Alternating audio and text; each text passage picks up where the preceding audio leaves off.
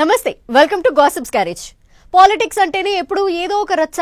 ఎక్కడ issue start అవుతుందో, ఎందుకు రచ్చ అవుతుందో ఎవరు చెప్పలేరు.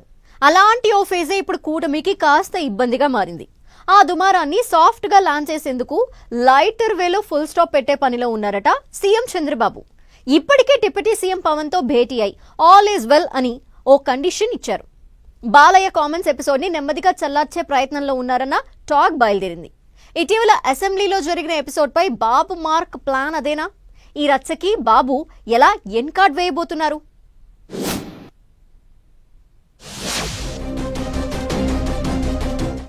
అసెంబ్లీ ఎపిసోడ్ ను సేఫ్ గా ల్యాండ్ చేసే పనిలో బాబు.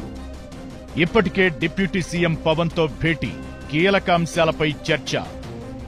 బాలయ్య కామెంట్స్ కు చిరు నొచ్చుకోవడంతో బుజ్జగింపు అస్త్రం. రాజకీయాలు చాలా డిఫరెంట్, అందులో ఏపీ పాలిటిక్స్ ఇంకా వేరు. పైగా CM Chandrababu mark political strategy something special. ఏ టైంలో ఎప్పుడు ఏ ఇష్యూకు ఎలా ఫుల్ స్టాప్ పెట్టాలో ఆయనకు తెలిసినట్లుగా మరే నేతకు పెద్దగా తెలియకపోవచ్చు. ఇటీవల ఏపీ అసెంబ్లీలో ఎమ్మెల్యే కామినేని శ్రీనివాస్ వ్యాఖ్యలు, అందుకు బాలయ్య రియాక్షన్, మధ్యలో చిరు ప్రస్తావనతో ఇష్యూ పెద్ద దుమారంగా మారింది. చిరంజీవి కూడా స్పందించడంతో పాటు ఆయన అభిమాన సంఘం కూడా సీరియస్ గా ఉంది. ఈ నేపథ్యంలోనే జగన్ తో సినీ ప్రముఖుల భేటీ అంశంపై జరిగిన రాద్ధాంతంపై కూటమి మౌనంగా ఉంటూనే ఇష్యూకు ఆల్మోస్ట్ ఫుల్ స్టాప్ పెట్టేసిందన్న టాక్ వినిపిస్తోంది.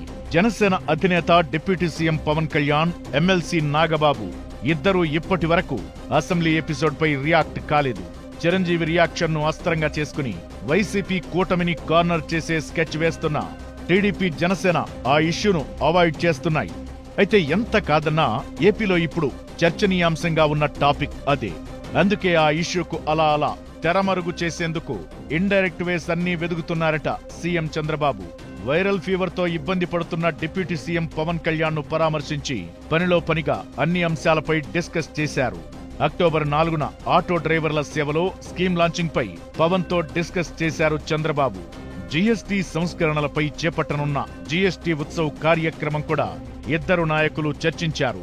ఇక అక్టోబర్ 16న ప్రధాని మోదీ శ్రీశైలం రానున్న సందర్భంగా ఆ రోజున జరిగే రోడ్ షోను విజయవంతం చేసే అంశంపై కూడా బాబు, పవన్ మాట్లాడుకున్నారు.